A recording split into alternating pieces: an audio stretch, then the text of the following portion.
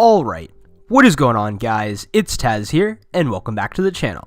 Now, I haven't done a Call of Duty video in a long time. I've just really been enjoying doing all these DCTV videos, and don't worry, I'll be back to those after the Legends of Tomorrow season finale. I will make a video for that next weekend, and continue making Arrow and Flash videos leading up until when the shows actually return.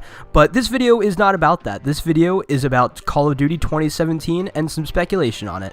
So without further ado, guys, let's get into the video. And if you guys are wondering why I'm not sounding too great in this video, it's just because I'm getting over a cold right now, but I'm gonna power through it and get you guys this video. So yeah, let's start talking about Call of Duty 2017. So as you guys I'm sure are aware, is that the major leak at the moment is that Call of Duty 2017 will be called Call of Duty World War II, and even if it's not called World War II, if that's just sort of a code name or something, it will at least be set in the World War II era. So that is sort of the major leak at the moment. Not really a leak, but sort of the major consensus at the moment, and from the leaks, which I will actually, there's some pictures and some sort of leaked box art and things that I will link in the description down below. It's to a article on Charlie Intel, which actually shows off all these pictures. I do not want to show them in the video because of, you know, copyright stuff.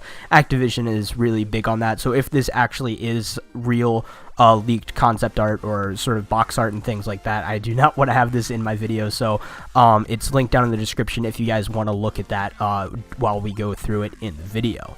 So the main picture out of these leaked pictures shows a bunch of soldiers on a beach sort of lining up here at this sort of barricade, and they're obviously shooting at the enemies. And these soldiers obviously do look like World War II soldiers, and it says Call of Duty World War II under it. And it's sort of like the same way that Advanced Warfare is set up, sort of like that same sort of, not art style, but the same sort of font style and everything for where it says Call of Duty World War II is really similar to how they had it for Advanced Warfare, which was Sledgehammer's last game, with having the sort of Call of Duty name being that sort of goldish yellow like Advanced Warfare was on the Advanced Warfare box art. So speaking of Sledgehammer games and Advanced Warfare, I do just want to put this out there by saying I really did enjoy Call of Duty Advanced Warfare by Sledgehammer Games. I think they made actually a really good Call of Duty game, and I mean, a lot of people don't like it because of the jetpacks or whatever, but I mean, I honestly enjoy it for the game. Is like, I'll take it for what it is in that game. Is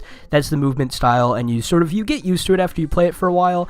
But I really just sort of liked the game, the mechanics, the way the game sort of flowed and everything. And I know a lot of people didn't like the supply drops, but I mean, compared to how they're doing supply drops nowadays with every weapon you have to get out of supply drops, but Infinite Warfare is sort of changing that by allowing you to do challenges and stuff. But I mean, it just, I really liked Advanced Warfare. I think they did supply drops a lot better than, say, Modern Warfare Remastered or Black Ops 3 did supply drops, but it still was kind of unfair if you did want weapons. I mean, you did get some from being a season pass holder, but there were definitely some reasons that people would hate supply drops in that game. But I mean, on the topic of supply drops, the supply drops honestly could have hinted towards the sort of towards this new Call of Duty game, towards Call of Duty 17, towards Sledgehammer's new game, Call of Duty World War II, as we're going to call it right now. And they've added a lot of guns into that game, but there were some that sort of stood out to me, which were the sort of World War II styled guns. So they added the MP40,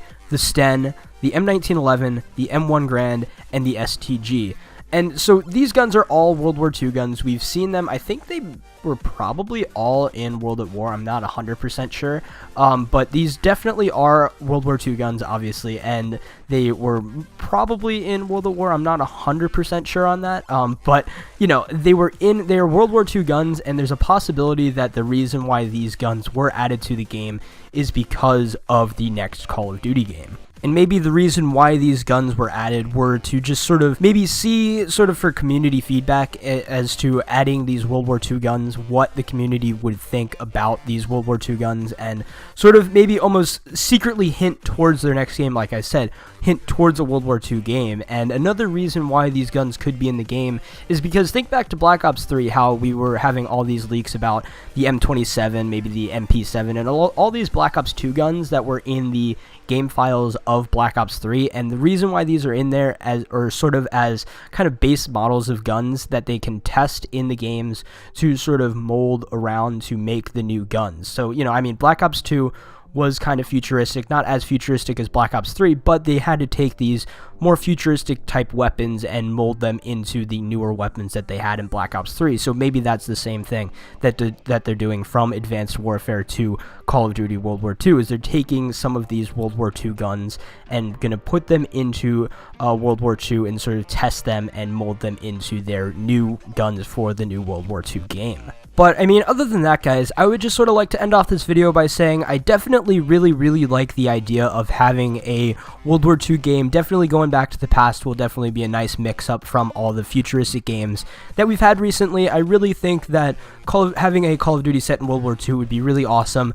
I'm not so sure about the title, if it's going to just be called Call of Duty World War II, or if they're going to have to find a sort of a better title, but, I mean, Call of Duty World War II definitely tells you what the game is about from having all these futuristic games. If you go see that they have World War II as opposed to all of these futuristic games, you're like, oh, that definitely grabs my attention as to having a game set in World War II. Kind of like with Battlefield doing Battlefield 1, World War I, you know, Call of Duty World War II. So, you know, I just really like the idea of having a World War II game. I want to know your guys' thoughts on this down in the comments. Do you think that these leaks are real? Do you think that we really will have a World War II Call of Duty game?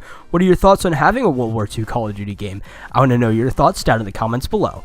But until next time, guys, it's been Tazz, and I will see you guys in the next video.